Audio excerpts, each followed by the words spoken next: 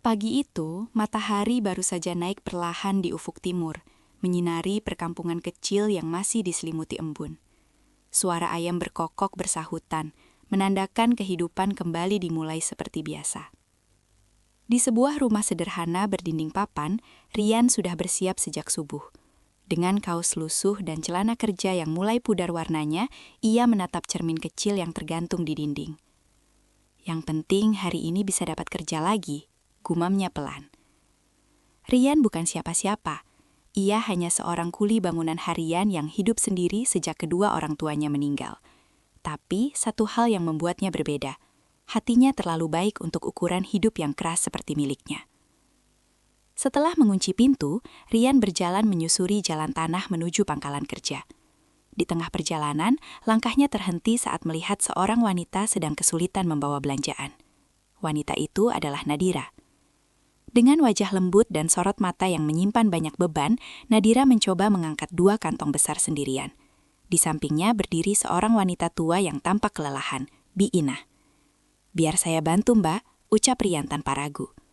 Nadira sempat menoleh, sedikit terkejut. "Gak usah mas, nanti malah merepotkan." Rian tersenyum kecil. "Gak apa-apa, saya juga searah." Tanpa menunggu jawaban, Rian langsung mengambil sebagian beban itu. Bi Inah hanya bisa menatap dengan mata berkaca-kaca. "Terima kasih ya nak," ucapnya lirih. Sejak hari itu, semuanya berubah. Rian mulai sering datang ke rumah Nadira. Rumah sederhana itu tampak berbeda dibanding rumah lain di kampung. Meski tidak mewah, ada kesan rapi dan tenang, seolah menyimpan cerita yang tak pernah diungkap. Awalnya hanya membantu membawa barang. Lama-lama, Rian mulai memperbaiki atap bocor, mengecat dinding, hingga memperbaiki pintu yang rusak. "Mas Rian ini baik banget, sampai saya jadi nggak enak," kata Nadira suatu sore. Rian hanya tertawa ringan. "Selama saya masih bisa bantu, kenapa enggak?" Namun, di balik semua kebaikan itu, ada sesuatu yang aneh. Nadira jarang keluar rumah. Ia juga tidak pernah bercerita tentang keluarganya. Setiap kali ditanya, ia hanya tersenyum dan mengalihkan pembicaraan. Sementara itu, Bi Inah sering terlihat memandangi Rian dengan tatapan yang sulit dijelaskan, antara haru dan khawatir. Suatu malam, saat Rian sedang memperbaiki lampu di teras, listrik tiba-tiba padam. Dalam gelap, Rian mendengar suara pelan dari dalam rumah. Suara Nadira, seperti sedang menangis. Rian terdiam. Ia ingin mendekat, tapi langkahnya tertahan. "Kenapa ya?" bisiknya dalam hati. Tak lama kemudian, lampu kembali menyala. Nadira keluar dengan wajah yang sudah tersenyum, seolah tak terjadi apa-apa. "Maaf ya mas, listriknya memang suka begitu," katanya ringan. Rian mengangguk, tapi hatinya tidak tenang. Hari demi hari berlalu. Kehadiran Rian seolah menjadi bagian dari kehidupan mereka. Ia tidak hanya membantu secara fisik, tapi juga membawa kehangatan yang lama hilang di rumah itu. Namun, semakin sering Rian datang, semakin terasa bahwa rumah itu menyimpan sesuatu. Sesuatu yang tidak pernah diceritakan. Sesuatu yang perlahan mulai menarik Rian masuk lebih dalam. Hingga suatu sore, saat matahari mulai tenggelam dan langit berubah jingga, Rian melihat Nadira berdiri sendiri di depan rumah, menatap jalan kosong dengan mata penuh ketakutan. Seolah sedang menunggu sesuatu. Atau seseorang. Dan tanpa disadari Rian, itulah awal dari cerita yang akan mengubah hidupnya selamanya. Sore itu, langkah Rian terhenti di ujung jalan. Dari kejauhan, ia melihat Nadira masih berdiri di depan rumahnya. Tatapannya gelisah, seperti menunggu sesuatu yang tak kunjung datang. Angin berhembus pelan, menggoyangkan ujung kerudung Nadira. Namun yang membuat Rian heran, bukan itu, melainkan ekspresi wajahnya. Bukan sekedar menunggu, tapi takut. Rian berjalan mendekat. "Nadira, lagi nunggu siapa?" tanyanya hati-hati. Nadira tersentak, seolah tak menyadari sejak tadi diperhatikan. "Mas Rian? Enggak nunggu siapa-siapa kok," jawabnya cepat. Terlalu cepat. Jawaban itu justru membuat Rian semakin curiga. Belum sempat ia bertanya lagi, tiba-tiba suara deru motor terdengar dari kejauhan. Sebuah motor hitam berhenti tepat di depan rumah Nadira.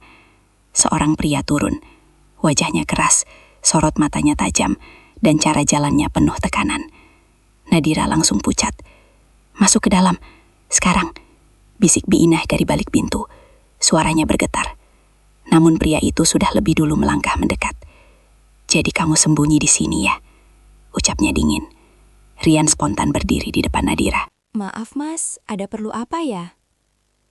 Pria itu melirik tajam. "Ini bukan urusan kamu." Suasana mendadak tegang.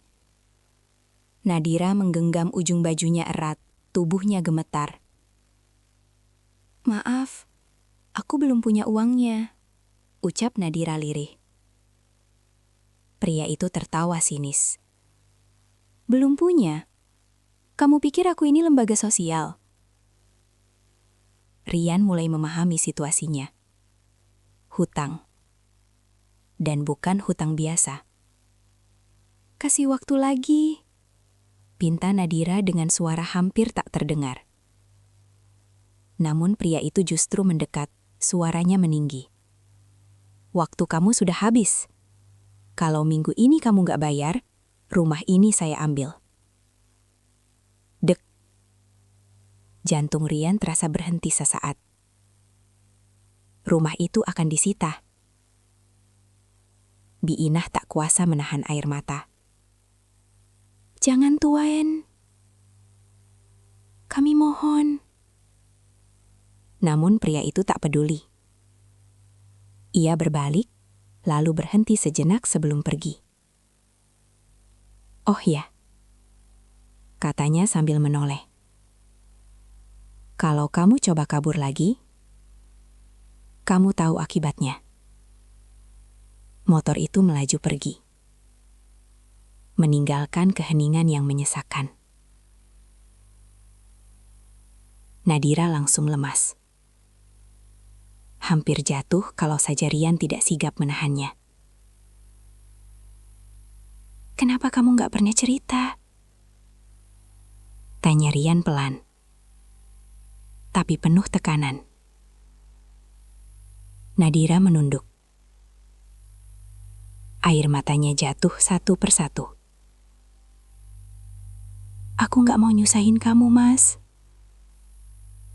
jawabnya lirih. Rian menghela nafas panjang. Dalam hatinya, ada perasaan campur aduk. Marah, kasihan, sekaligus bingung. "Sejak kapan?" tanyanya lagi. Nadira tidak menjawab. Yang menjawab justru Bi Inah. "Sudah lama, Nak.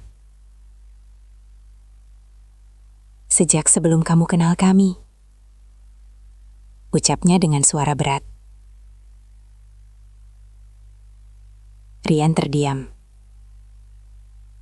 Semua yang ia lihat selama ini, ketenangan, kesederhanaan,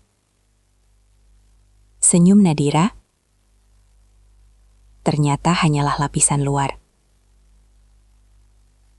Di balik itu, ada beban besar yang mereka sembunyikan. Dan tanpa sadar, Rian sudah ikut terjebak di dalamnya. Malam itu Rian tidak bisa tidur. Bayangan wajah Nadira yang ketakutan terus terngiang di kepalanya. Ia tahu, ia bisa saja pergi, menganggap semua ini bukan urusannya. Tapi entah kenapa, hatinya tidak mengizinkan.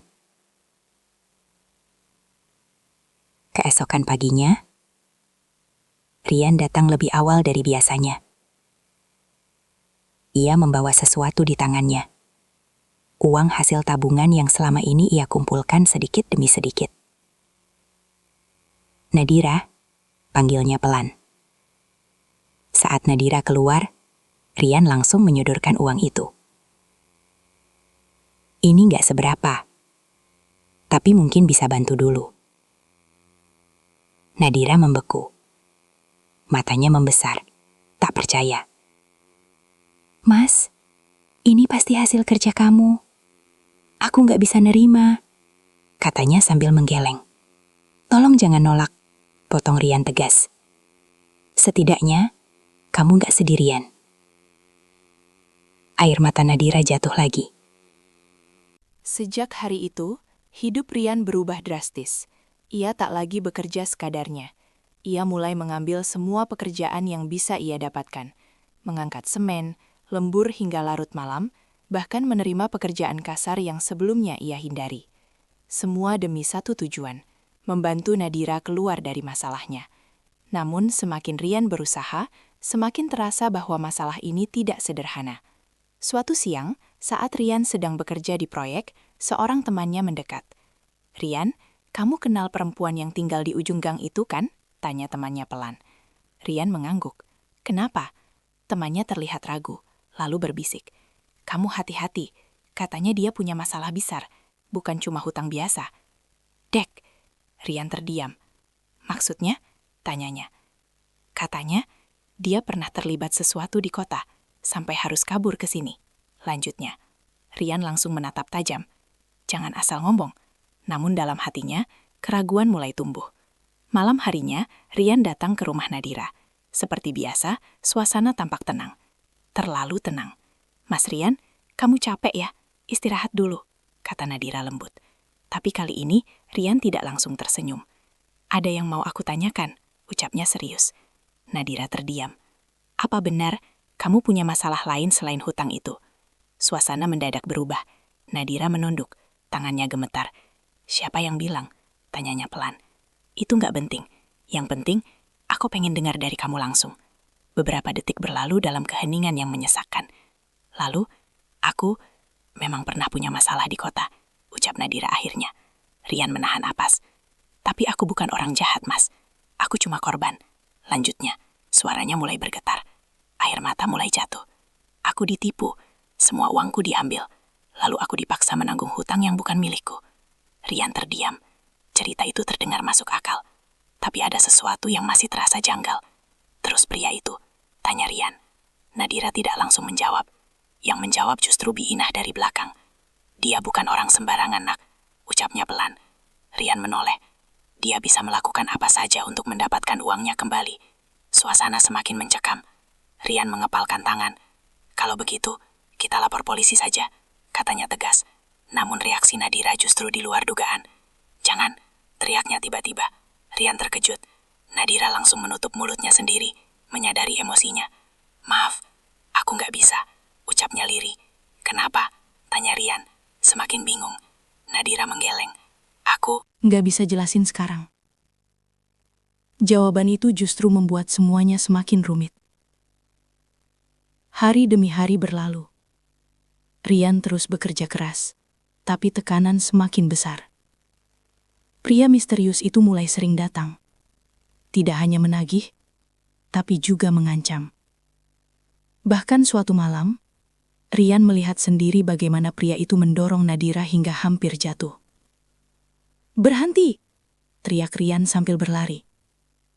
Ia mendorong pria itu menjauh. Namun yang terjadi selanjutnya, di luar dugaan. Pria itu justru tersenyum sinis. "Oh, jadi sekarang kamu yang jadi pahlawannya," katanya mengejek. Rian menatap tajam. "Jangan sentuh dia lagi." Pria itu mendekat, berbisik pelan di telinga Rian. "Kamu belum tahu siapa dia sebenarnya." "Dek." Rian membeku. "Apa maksudmu?" tanyanya.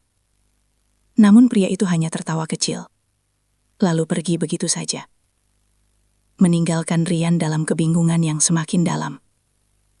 Malam itu hujan turun deras. Rian duduk sendirian di rumahnya, pikirannya kacau. Semua terasa tidak masuk akal. Cerita Nadira, ancaman pria itu, dan reaksi aneh setiap kali masa lalu dibahas. Seolah ada sesuatu yang disembunyikan. Sesuatu yang jauh lebih besar. Dan tanpa ia sadari, ia sudah terlalu jauh untuk mundur. Hingga akhirnya, Di tengah suara hujan yang mengguyur tanpa henti, Rian menemukan sesuatu yang akan mengubah segalanya. Sebuah dokumen lama yang secara tidak sengaja jatuh dari tas milik Nadira. Dokumen itu bukan sembarang kertas. Di sana tertulis sebuah nama. Nama yang bukan milik Nadira. Dan saat itulah Rian sadar. Perempuan yang selama ini ia bela mati-matian, mungkin bukan orang yang ia kenal. Tangan Rian gemetar saat memegang dokumen itu.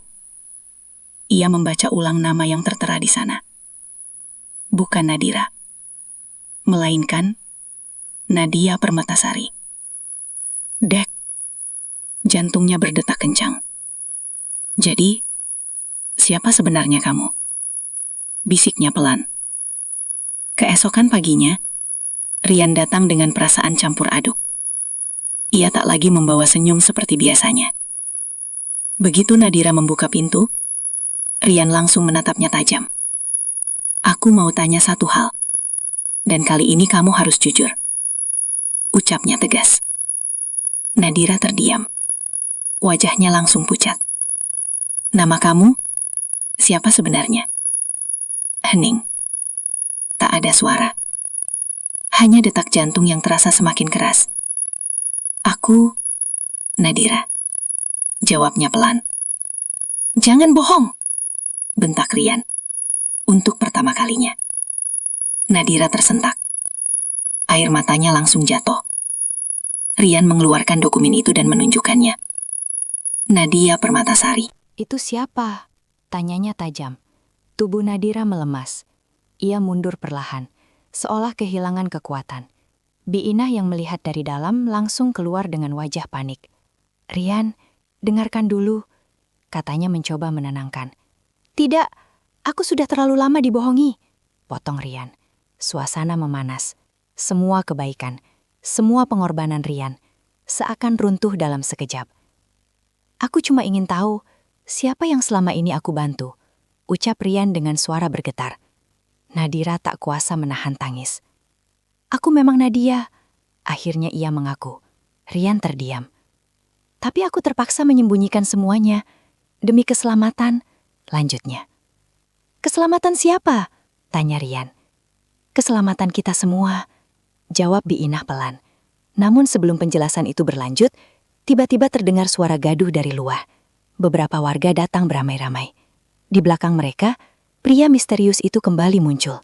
Namun kali ini ia tidak sendirian. Itu dia, teriak salah satu warga sambil menunjuk Rian. Dia yang terlibat. Rian terkejut. Apa maksudnya? Pria itu maju selangkah, tersenyum licik. Sudah cukup sandiwara kalian, katanya dingin. Sekarang semua orang tahu, kalian bekerja sama menipu. Apa? Rian tak percaya. Warga mulai berbisik-bisik. Pantas saja dia selalu di sini. Jangan-jangan dia juga bagian dari penipuan itu. Tidak, saya nggak tahu apa-apa, bela Rian. Namun tak ada yang mau mendengar. Nadira mencoba maju. Ini bukan salah Rian. Dia nggak tahu apa-apa, teriaknya. Tapi justru itu memperburuk keadaan. Lihat, mereka saling membela, kata warga lain. Situasi semakin kacau. Rian merasa dunia seolah runtuh. Orang-orang yang dulu menyapanya dengan ramah, kini menatapnya penuh curiga. Bahkan ada yang mulai menjauh. Pria misterius itu mendekat, lalu berbisik pelan di telinga Rian. Sekarang kamu sudah masuk terlalu dalam. Kamu gak bisa keluar lagi. Rian mengepalkan tangan. Kenapa kamu melakukan ini? Tanyanya marah. Pria itu tersenyum tipis. Karena kamu memilih berdiri di pihak yang salah. Dek. Rian terdiam. Untuk pertama kalinya, ia benar-benar kehilangan arah. Di satu sisi, ia merasa dikhianati oleh kebohongan Nadira. Di sisi lain, ia tahu semua ini tidak sesederhana yang terlihat. Namun keadaan tidak memberinya banyak pilihan. Warga mulai menekan. Usir mereka dari kampung ini. Kita nggak mau penipu di sini. Teriakan itu menggema. Rian menatap Nadira yang menangis tanpa henti. Biinah yang terlihat semakin lemah. Dan dirinya sendiri yang kini ikut terseret dalam masalah besar. Saat itulah Rian sadar.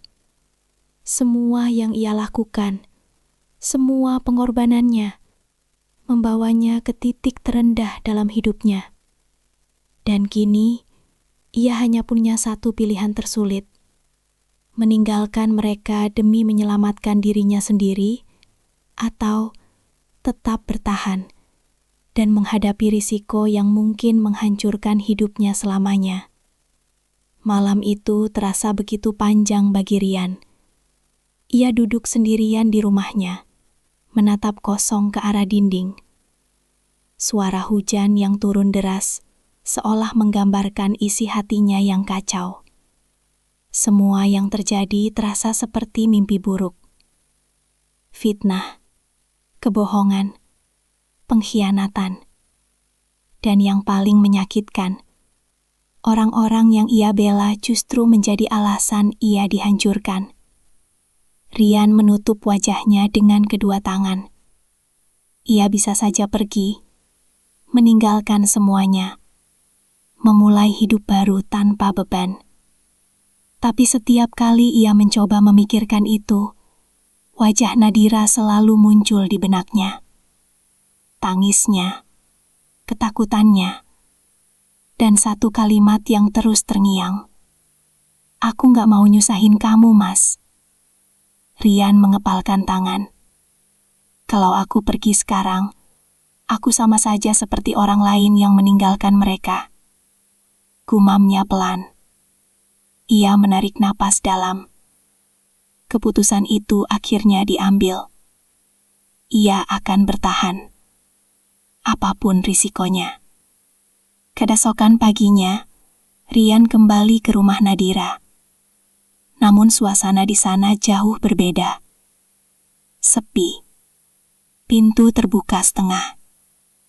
"Dira, Diinah," panggil Rian. Tak ada jawaban. Jantungnya mulai berdebar tidak tenang. Ia masuk perlahan, dan yang ia lihat membuatnya membeku. Rumah itu berantakan. Barang-barang berserakan, seperti habis terjadi sesuatu. "Ya Allah," bisiknya. Di lantai, ia menemukan selendang milik Nalira. Rian langsung keluar, mencari ke sekitar. Namun tak ada siapa-siapa. Hingga seorang warga mendekat. "Kamu cari mereka?" tanya pria itu dingin. Rian mengangguk kepat. "Mereka kemana?" Pria itu tersenyum tipis. "Di bawah." "Dek, di bawah siapa?" tanya Rian panik. "Orang yang kemarin datang itu, mereka nggak bisa bayar kan?" jawabnya santai. Darah Rian terasa berhenti mengalir. Tanpa berpikir panjang, ia langsung berlari. Ia tahu kemana harus mencari. Tempat itu, tempat pria misterius itu biasa datang. Sebuah gudang tua di pinggir kota. Dengan napas terengah, Rian akhirnya sampai di sana. Bangunan itu tampak gelap dan menyeramkan. Namun ia tidak peduli. Rian masuk tanpa ragu. "Rian!" teriaknya. Suara langkah terdengar dari dalam. Dan muncul pria misterius itu. "Kamu lagi," katanya sambil tersenyum sinis. "Di mana mereka?" bentak Rian. Pria itu tertawa kecil. "Kamu ini keras kepala ya. Sudah dibilang jangan ikut campur." Rian melangkah maju. "Aku gak akan pergi sebelum mereka keluar dari sini." Pria itu menghela napas, lalu memberi isyarat. Dua anak buahnya membawa keluar Nadira dan Biinah. Kondisi mereka lemah. Wajah Nadira penuh air mata. "Mas Rian, kenapa kamu datang?" ucapnya lirih. Rian menahan emosi. "Lepaskan mereka," katanya tegas. Pria itu mendekat. "Boleh, kalau kamu ganti semuanya." Rian terdiam. "Maksudmu?" tanyanya. "Semua hutang itu, kamu yang tanggung," jawab pria itu ringan. Suasana mendadak sunyi. Itu bukan jumlah kecil, bahkan mustahil untuk Rian. Namun tanpa ragu, "Baik," jawab Rian. Nadira langsung menggeleng keras. "Jangan, Mas, ini bukan tanggung jawab kamu," teriaknya. Rian menoleh. "Kalau aku diam, mereka akan terus dihancurkan," katanya pelan. Pria itu tersenyum puas. "Bagus, akhirnya kamu mengerti juga." Namun saat semua terlihat seolah berakhir, tiba-tiba suara sirine terdengar dari kejauhan. "Wew, wew, wew." Semua orang terkejut. "Apa ini?" bentak pria itu. Pintu gudang didobrak. Polisi masuk dengan cepat. "Semua diam, angkat tangan." Pria misterius itu panik. "Siapa yang lapor?" teriaknya. Semua mata langsung tertuju pada satu orang. Bi Ina. Wanita tua itu berdiri dengan tubuh gemetar, tapi matanya tegas. "Saya," ucapnya pelan. Rian terkejut. "Sejak awal, saya sudah mengumpulkan bukti," lanjut Bi Ina. Ternyata selama ini, Bi Ina diam-diam merekam dan menyimpan semua bukti kejahatan pria itu. Nadira menangis. "Kenapa baru sekarang, Bu?" ucapnya. "Karena saya menunggu waktu yang tepat," jawab Bi Ina. Polisi langsung menangkap pria tersebut. Ia meronta, tapi tak bisa melawan. "Ini belum selesai," teriaknya sebelum Dibawa pergi.